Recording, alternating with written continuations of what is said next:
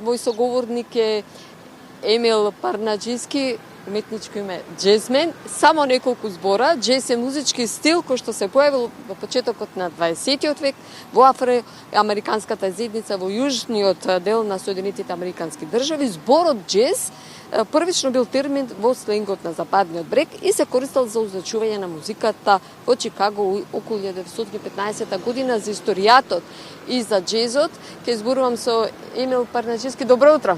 Добро утро, джезери. Што би рекол Бајага, поздрав за сите гледачи, фала ти на поканата.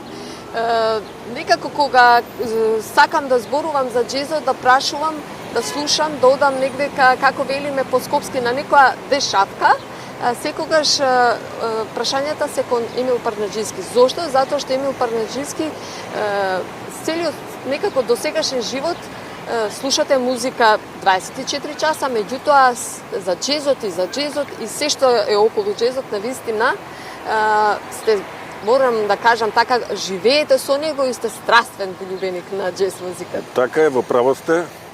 Еве овој убав преубав ден, 30 април, прогласен од страна на УНЕСКО за меѓународен ден на джез музиката, која веќе 14-та година го славиме.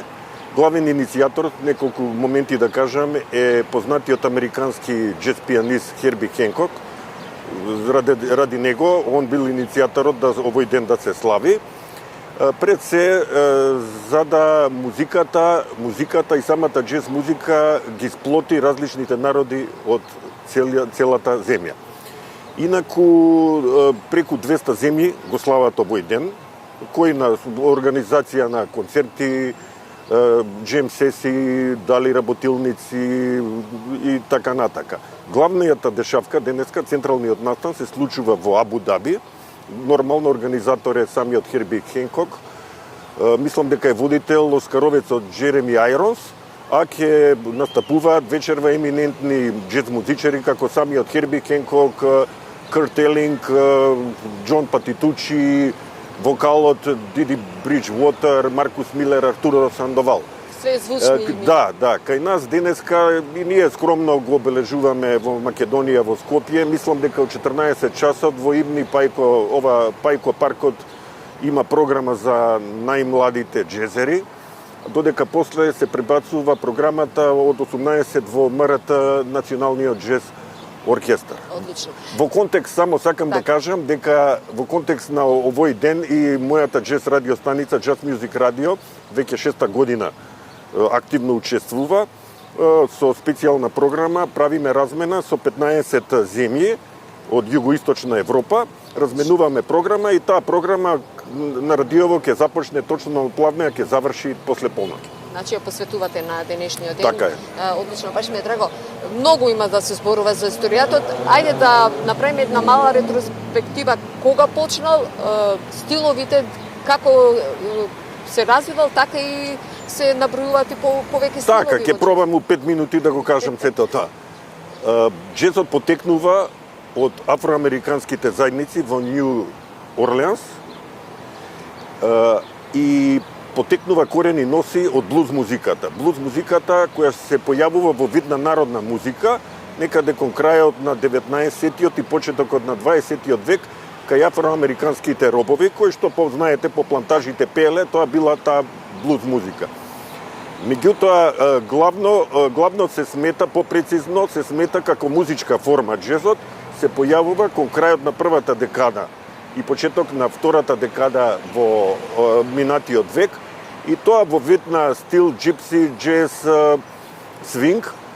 Свинг, тоа се во главно големи биг бендови од 15-20 члена кои што со нив диригира лидер и според лидерот и се нарекувале тие биг бендови. Ке истакнам неколку попознати од тој период, тоа е биг бендов на Глен Милер, на Бени Гудман, Дюк Елингтон, не смееме да го забравиме бендот на легендарниот Луис Армстронг Сачмо.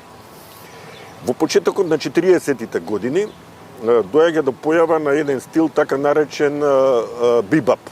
Бибапот тој е джез доста брз, ритмички и за разлика од тој период се појавуваат помали джез групи И за разлика од биг бендовите, каде што кај биг бендовите имаме свирење по ноти, аранжмани целосни, тука кај помалите во бибапот групи доаѓа до користење, до импровизирање на самите джез музичари.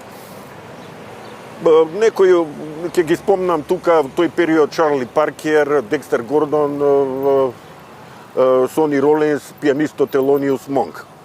Потоа одиме почетокот на 50-тите години, се појавува хард бапот. Тоа е малте не сличен со бибапот, што е за нијанса поспор и потежок, има поспор и потежок ритам. Тука ќе го спомнам Майлс Девис, мојата джез икона.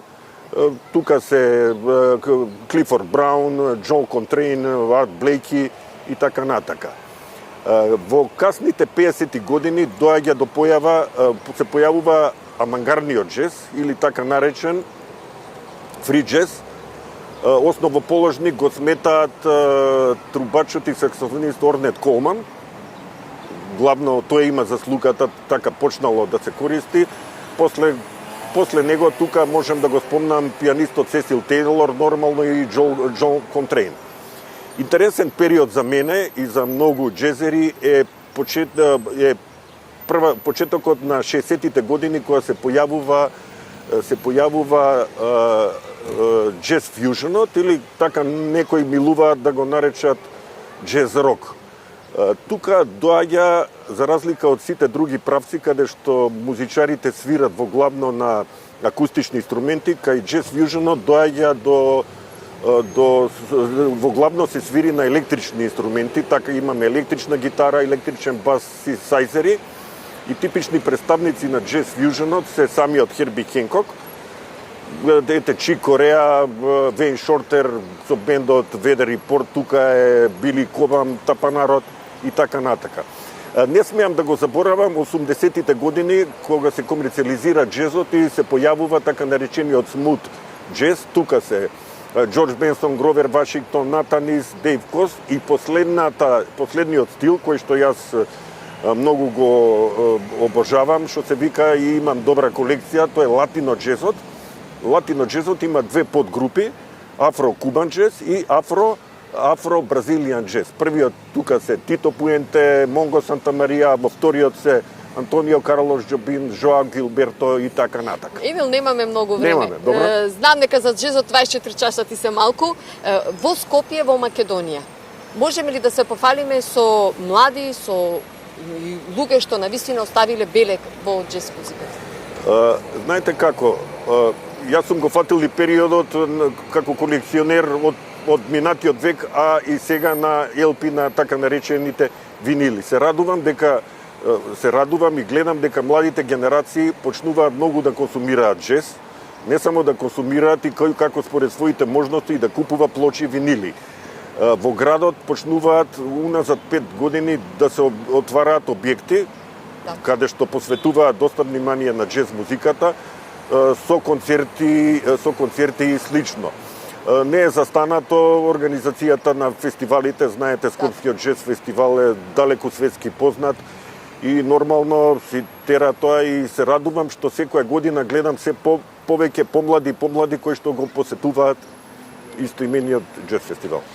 Ке те препуштам денеска да уживаш во одбележувањето на джезот, а несомнено како што почнав така и ќе завршам, дека навистина како велиш, секој млад човек мора, за да биде музички образован, пред се мора да знае, да го знае историјата за джезот. Така е, денеска джезот ќе слави културата, потикнати сме да го градиме мирот и единството преку музиката. Така и слушајте джез, слушајте квалитетна музика. Фала на поканата. Да, ви благодарам за учеството во утринската програма. Поздрав.